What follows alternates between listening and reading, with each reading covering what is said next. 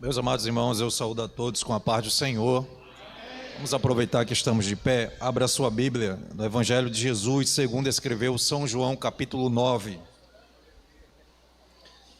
João, capítulo de número 9. Enquanto você encontra, eu quero agradecer a Deus por essa oportunidade, louvar a Deus pela vida do nosso pastor, pela oportunidade, e também pelo diácono Misael, que nos chamou, e louvar a Deus por a sua vida, que veio aqui essa noite adorar a Jesus. Você veio aqui adorar a Jesus? Faz um sinal com a sua mão. Quem veio aqui adorar ao Senhor Jesus? Glória a Deus. João capítulo 9, você achou? Diz amém. Amém. Que diz assim a palavra de Deus: E passando Jesus, viu um cego de nascença, e os seus discípulos lhe perguntaram, dizendo: Rabi, quem pecou, este ou seus pais, para que nascesse cego? Jesus respondeu: Nem ele pecou, nem seus pais, mas foi assim, para que se manifestasse nele as obras de Deus. Convém que eu faça as obras daquele que me enviou, enquanto é dia. A noite vem, quando ninguém pode trabalhar. Enquanto estou no mundo, sou a luz do mundo. Tendo dito isso, cuspiu na terra, e com saliva fez lodo, e untou com o lodo os olhos do cego. E disse-lhe: Vai, lava-te no tanque de Siloé, que significa o enviado. Foi, pois, e lavou-se, e voltou vendo. Então os vizinhos e aqueles que dantes tinham visto que era cego diziam: Não é este aquele que estava assentado e mendigava? Uns diziam: É este, e outros: Parece com ele. Ele dizia: Sou eu. Diziam-lhes, pois: Como se te abriram os olhos? Verso 11. Ele respondeu e disse-lhes: O homem chamado Jesus fez lodo e untou-me os olhos e disse-me: Vai ao tanque de Siloé e lava-te. Então fui, lavei-me e vi. Diga amém. Você pode sentar, e se você puder, deixe a sua Bíblia aberta para nesta noite nós podermos meditar neste precioso texto das Escrituras do Evangelho de São João. Meus amados irmãos, para nós que somos amantes das Escrituras, nós bem sabemos que a Bíblia nos traz cerca de 4 evangelhos: o Evangelho de Mateus, o Evangelho de Marcos, o Evangelho de Lucas e este Evangelho de São João. Estes 3 primeiros nós o conhecemos como evangelhos sinóticos, porque as mesmas histórias, elas se repetem nos 3 primeiros evangelhos, só que de uma forma diferente, de acordo com a visão do escritor. O Evangelho de São João, ele veio trazer-nos uma visão diferente, pois o Evangelho de São Mateus foi escrito a princípio para os judeus. O Evangelho de Marcos, ele foi escrito aos romanos. O Evangelho de Lucas, ele foi escrito essencialmente aos gregos. Já o Evangelho de João, ele foi escrito aos judeus e aos gentios, que somos nós. No Evangelho de Mateus, você vai ver Jesus e ele vai ser apresentado como rei. No Evangelho de Marcos, ele vai ser apresentado como servo sofredor. O Evangelho de Lucas, Jesus é apresentado como homem perfeito. Já no Evangelho de São João, Jesus é apresentado como o Filho de Deus, ou como o próprio Deus. No período em que João escreveu o livro, este Evangelho, que é o mesmo João que foi levado à ilha de Patmos, os historiadores dizem que João escreveu o seu evangelho cerca de 40 anos após os fatos decorrerem. E por 60 anos, depois de 60 anos, é que este evangelho foi propagado e as pessoas começaram a enxergar e ver este evangelho. O Evangelho de João é uma obra sublime. Alguns o consideram como o livro mais lido e o livro mais amado. No Evangelho de João, você vai encontrar talvez o versículo bíblico mais conhecido, que é o capítulo 3 e o verso 16, que diz: porque Deus amou o mundo de tal maneira que deu o seu Filho unigênito, para que todo aquele que nele crê não pereça, mas tenha a vida eterna. Um escritor diz que o Evangelho de João é o Monte Everest da teologia, é o ponto culminante. Então, devido às falsas doutrinas que já emergiam na igreja primitiva, devido aos falsos ensinos, pois as pessoas da época já aceitavam Jesus como servo, já aceitavam Jesus como homem, mas João enxergou pelo Espírito de Deus que as pessoas não tinham a convicção que Jesus é o próprio Deus, o Deus encarnado,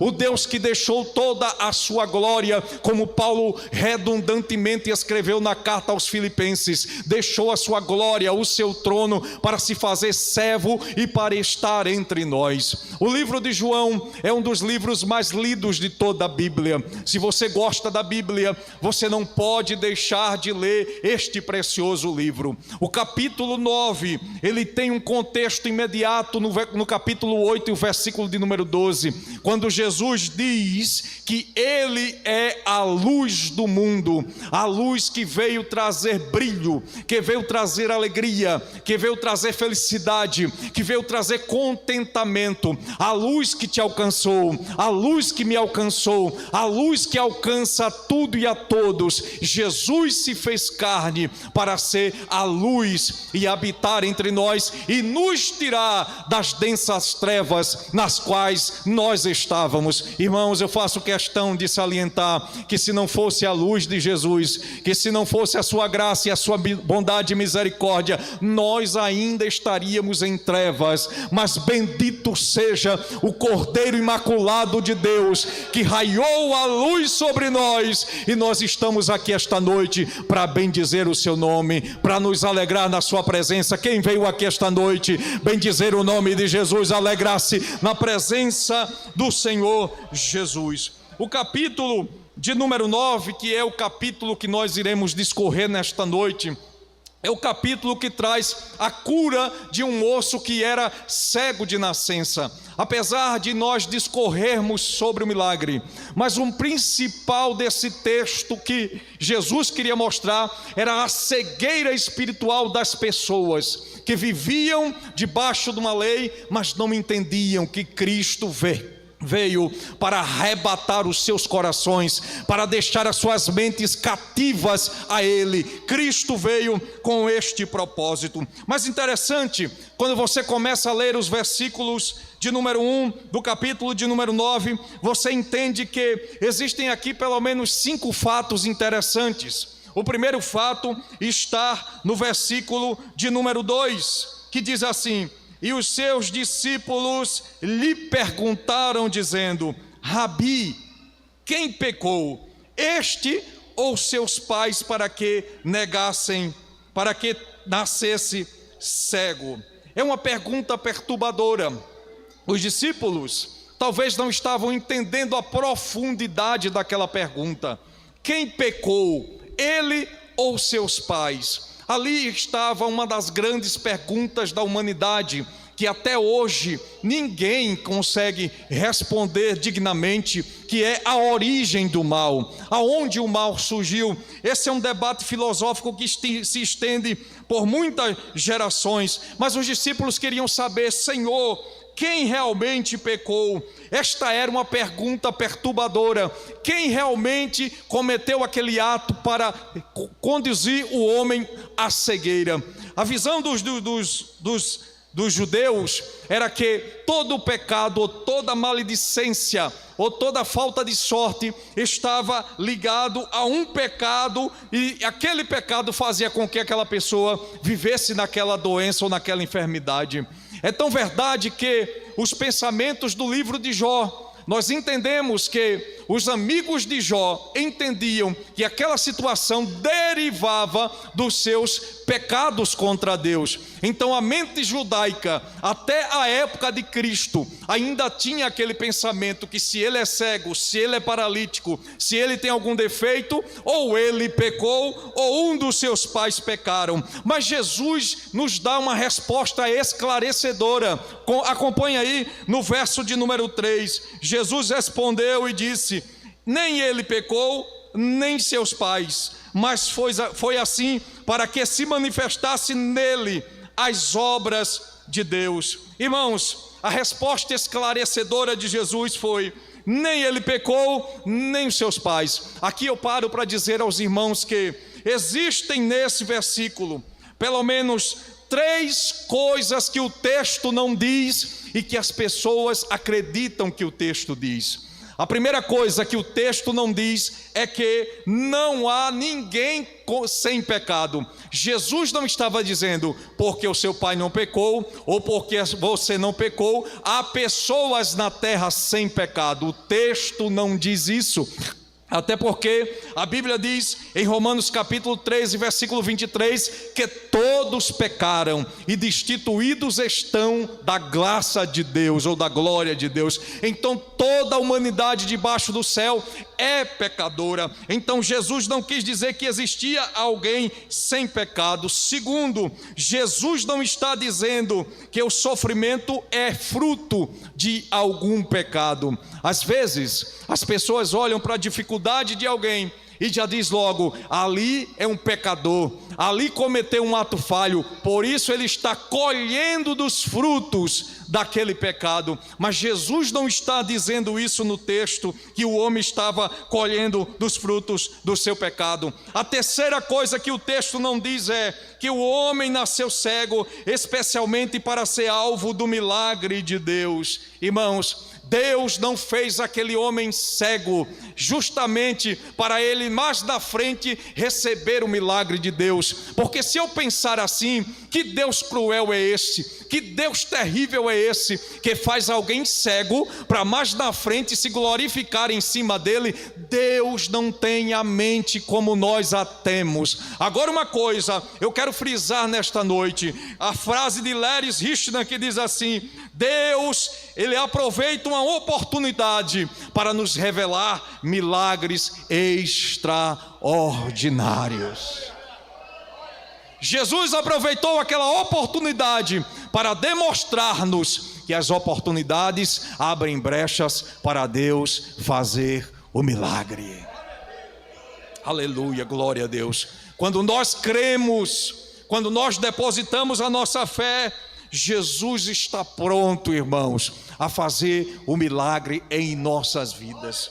O versículo de número 4, ele demonstra-nos uma ordem urgente. Percebam, o versículo de número 4: convém que eu faça as obras daquele que me enviou, enquanto é dia, a noite vem, quando ninguém pode trabalhar. Isso aqui nos fala da urgência da obra de Deus. Jesus tem urgência na pregação do Evangelho. Isso fala de urgência. Nós não podemos cruzar os nossos braços diante desta tão grande realidade. E o apóstolo São Paulo, ele disse: ai de mim, se não pregar este Evangelho. Eu preciso entender, você precisa entender que é mais urgente do que você pensa. As pessoas precisam ouvir este Evangelho, as pessoas precisam ouvir a santa palavra de Deus, porque a Bíblia diz que através das Escrituras ela vai nas juntas e medulas, e ela é apta para discernir os pensamentos e propósitos do coração. Não é o homem, não é o poder humano, não é a persuasão humana, mas é o poder de Deus, é o poder da palavra, é o poder do Espírito Santo de Deus.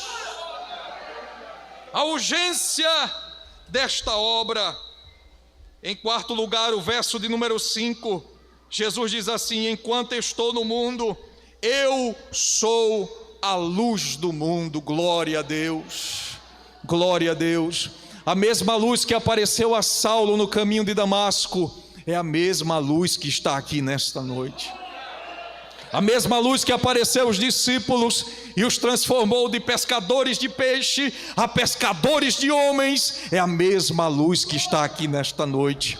A mesma luz que nenhuma pregação de Pedro converteu mais de 3.000 homens, é a mesma luz que está aqui essa noite. Glória a Deus, Ele é a luz. E a luz, irmãos, ela clareia a mente do ser humano. Há um texto em Mateus, nos primeiros capítulos, que diz que quando Jesus apareceu, havia densas trevas sobre a terra, mas raiou a luz. Glória a Deus, aleluia.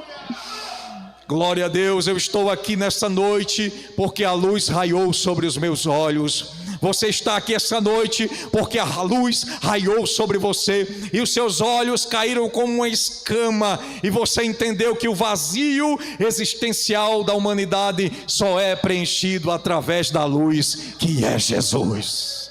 Não tem outra. A luz que é Jesus, é ela quem preenche o vazio da nossa alma. O verso 6 e o verso 7, ele vai nos mostrar um milagre inédito até aquele momento. Versículo 6 diz: tendo dito isto, cuspiu na terra, e com uma saliva fez lodo, e untou com lodo os olhos do cego, e disse-lhe: vai, lava-te no tanque de Siloé. Foi, pois, e lavou-se, e voltou vendo. Irmãos, aqui, neste instante, foi uma obra milagrosa de Jesus. Foi uma maravilha de Jesus. Existem milagres e existem maravilhas. Qual é a diferença do milagre para a maravilha? O milagre é alguém estar com câncer ou alguém estar paralítico e pelo nome de Jesus a pessoa ser curada ou levantar da cadeira de rodas. Este é o milagre. A maravilha é justamente o que aconteceu nesse texto aqui. O homem era cego de nascença. O homem não tinha este globo ocular que você tem. Então Jesus precisava criar do nada o globo ocular. Aleluia, aleluia, aleluia. Irmãos, você adora um Deus que cria do nada e torna a existência. Eita glória! Aleluia! Eu estou falando aqui de um Deus que é especialista em criar coisas do nada. Do nada, Ele pegou o barro, fez um boneco, soprou em suas narinas e disse: está aí o homem vivente. Aleluia, glória a Deus. Do nada, Jesus cuspiu na terra, fez a saliva, untou nos olhos de um homem e disse: vai se lavar no tanque de Siloé.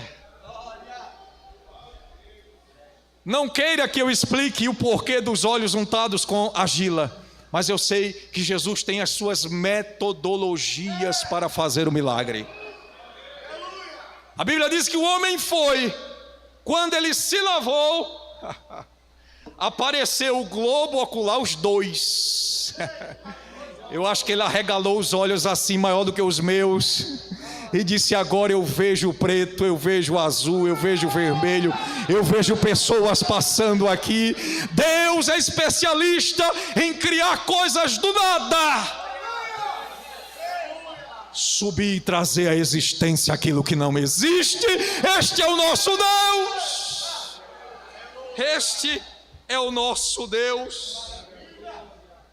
William Barclay explica que a saliva no mundo antigo era um grande recurso terapêutico para as pessoas, mas isso não explica o que Jesus fez.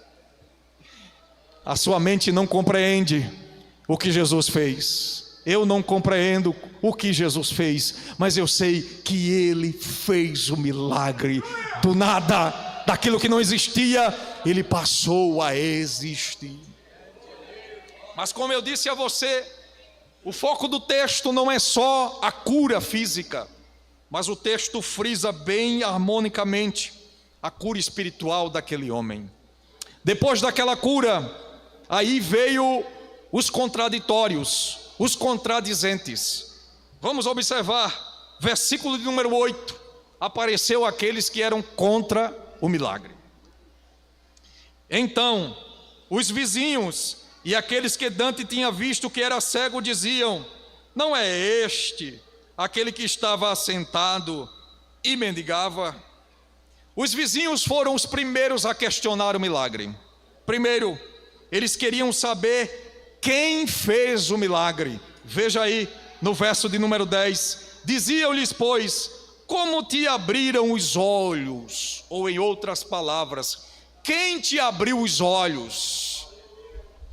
Eles já contestaram que o mendigo era o mesmo, mas eles queriam saber quem lhe abriu os olhos.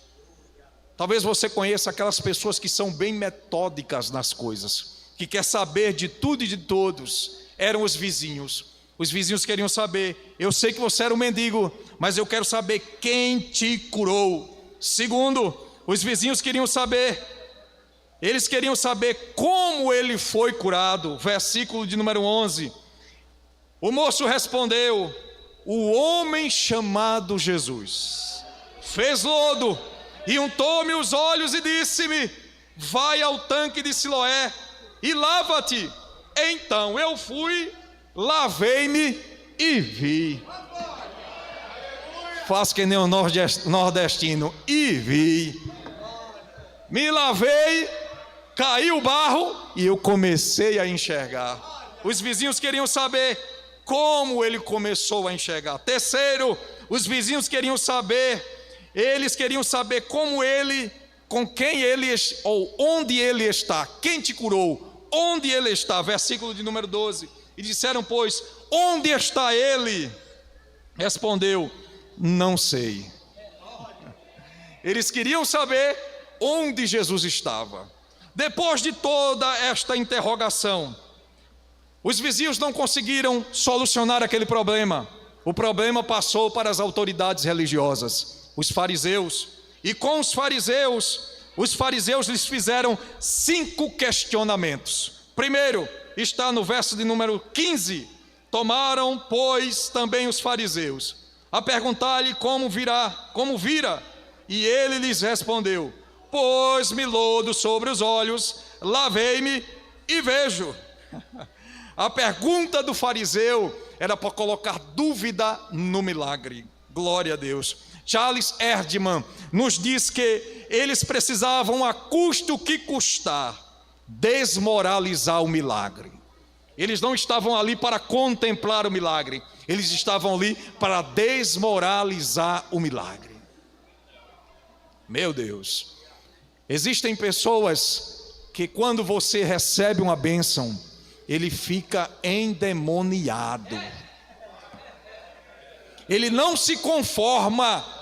A bênção tinha que ser minha e não dele, a bênção tinha que vir para mim.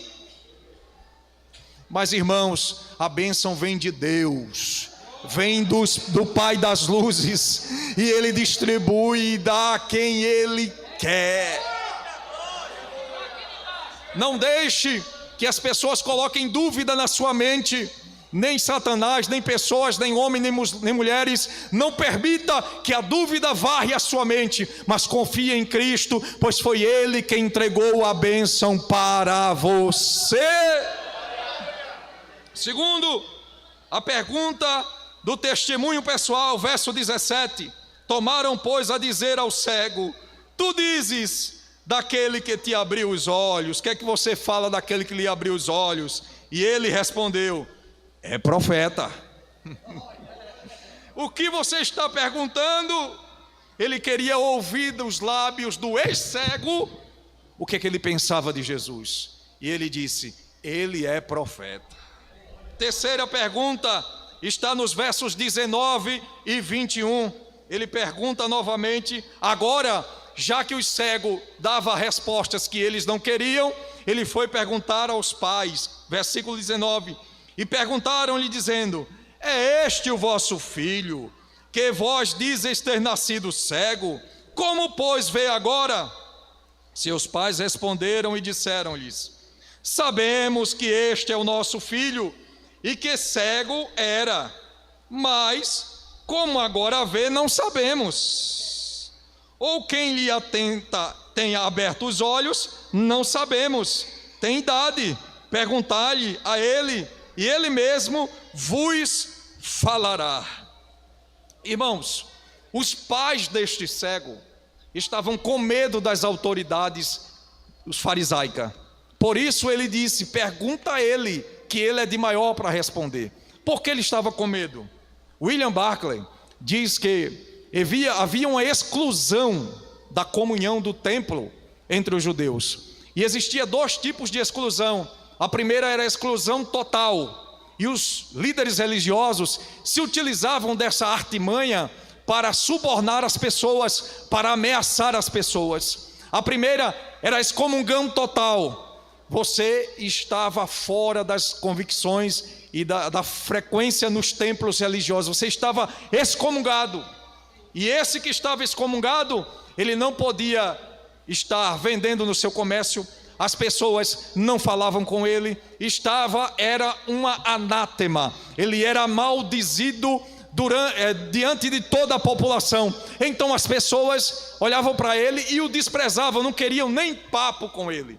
Existia a segunda exclusão, que era a exclusão parcial. Passava um tempo e depois voltava às atividades religiosas. Mas os pais dele ficaram com medo, porque os fariseus já procuravam e já diziam, quem seguir a este Jesus, nós vamos expulsar do templo e vamos matá-lo. É por isso que você vê os pais dizendo, pergunta a ele tem idade, pergunta a ele. Aí eles retornam ao cego, versículo 24 e 25. Chamaram, pois, pela segunda vez o homem que tinha sido cego e disseram, dá glória a Deus, nós sabemos que esse homem é pecador. Veja a resposta do cego. Respondeu ele, pois, e disse, se é pecador, não sei. Se ele tem pecado, não sei. Mas uma coisa eu sei, eu era cego e agora vejo. Contra fatos não há argumentos. Eu era cego e agora eu enxergo. Irmãos, a tentativa aqui era de achar uma contradição com o cego, que ele se contradizesse. Versículo 26, e tomaram a dizer-lhe, quem te fez isso? Como te abriu os olhos? De novo eles retornam as mesmas perguntas que já tinha feito, para pegar o cego em contradição. Aí o cego lhe diz assim, já vos disse, e não ouvistes, para que o quereis tomar a ouvir?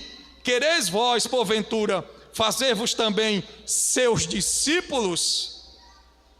Se ele não fosse Deus, nada poderia fazer. Preste atenção no versículo 33. Se este não fosse Deus, nada poderia fazer. Depois deste diálogo, os fariseus o expulsaram do templo, o esculacharam do templo. Aí é que Jesus volta e se encontra de novo com o cego. Irmãos, quando nós somos rejeitados, quando nós somos desprezados, como você é jogado fora pela sociedade, quando você não tem valor para as pessoas, aí Jesus chega. Ele chega para agregar a sua vida, ele chega para melhorar a sua vida. Uma vez eu vi uma crente dizer, irmão, depois que eu aceitei a Cristo, a minha vida ficou pior. Eu olhei para ela, não disse para não magoá-la, mas eu pensei, meu Deus, como é que você diz que a sua vida ficou pior depois que encontrou Jesus? Eu tenho aqui o testemunho de milhares e milhares de milhões, que quando encontrou Jesus, a sua vida mudou para melhor. Mudou para cima e não para baixo, porque você enxergou as verdades do Evangelho. É porque às vezes as pessoas se fascinam com umas teorias malucas das prosperidade, e quando vêm e encontram o verdadeiro Evangelho, ficam encucadas, ficam cabisbaixa, porque não entendem que o Evangelho é feito de cruz, o Evangelho é feito de renúncias, o Evangelho é feito de deixar aquilo que não pertence a nós neste mundo, porque a nossa visão não deve ser uma visão somente na horizontal, irmãos. Não, a nossa visão precisa ser também na vertical, porque é do alto que vem o nosso socorro, é do alto que vem o nosso refúgio, é do alto que vem a solução. Glória a Deus. O mesmo Jesus que abriu os olhos do cego, agora queria lhe abrir os olhos da alma. O mais importante não é o físico, o mais importante não é o estereótipo, o mais importante é o interior. É por isso que Jesus disse para aquela mulher: do teu interior fluirão rios de água viva. Como está o seu interior esta noite? Como está o rio que Jesus implantou no seu interior nesta noite? Ele precisa jorrar, e ele precisa jorrar água boa, água cristalina, água que venha direto do trono de Deus. As nossas mazelas, irmãos, ela foi derrubada na cruz do Calvário. Eu não vivo debaixo de maldição, eu não vivo debaixo de praga, eu não vivo debaixo de peste alguma. Eu vivo debaixo da potente mão do nosso Senhor e Salvador Jesus Cristo.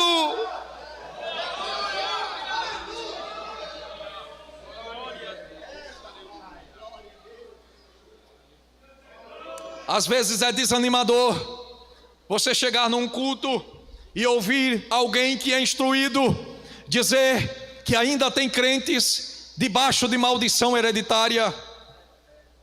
Isso é uma mentira dos infernos, irmão. Não existe crente debaixo de maldição hereditária coisíssima nenhuma. Isso é pregação do neopentecostalismo. Nós não vivemos debaixo de maldição. Toda maldição Jesus cravou na cruz, e ele disse: tetelestai, está pago, você não deve mais nada.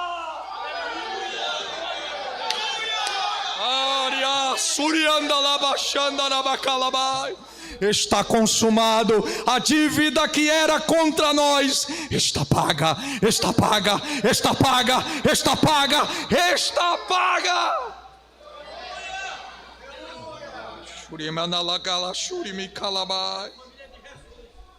É maravilhoso ver que ao mesmo tempo que os fariseus expulsavam aquele homem, Jesus se encontrava com ele.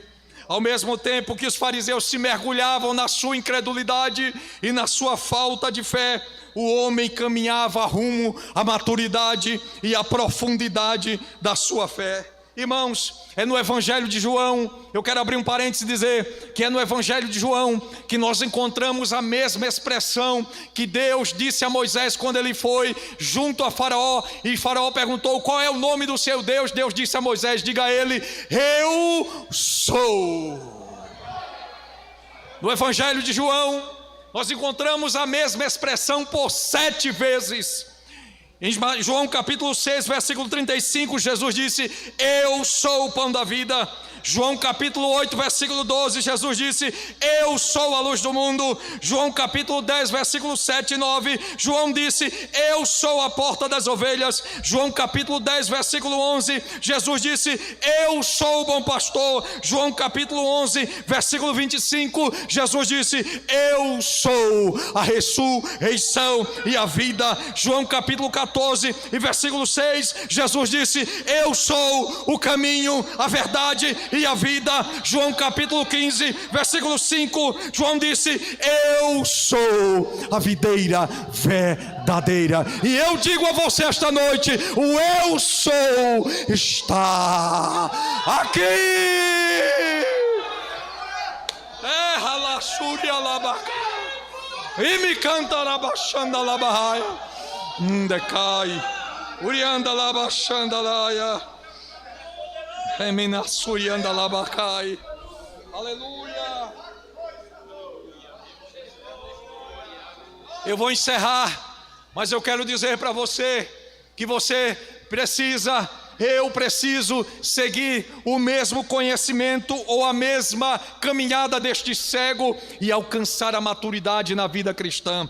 Veja bem, no começo, o cego, olhando para Jesus, ele o chama apenas de homem, no verso de número 11. Após, no verso de número 17, ele considera Jesus como profeta. Em seguida, ele admite que Jesus era operador de milagres. No verso 27, ele vai avançando na sua compreensão de Cristo. E no verso de número 23, ele diz: este é um homem de Deus. No verso 35, ele diz que este é o Filho do Homem. E no verso de número 36, finalmente, ele se prostrou e adorou e disse: este é realmente o Senhor.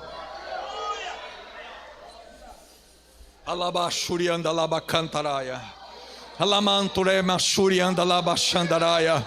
Ele é o Senhor. E assim como ele fez com este homem, ele quer fazer conosco, que nós alcancemos a plena maturidade de varão perfeito na presença do Senhor Jesus. Que Deus em Cristo vos abençoe. Amém.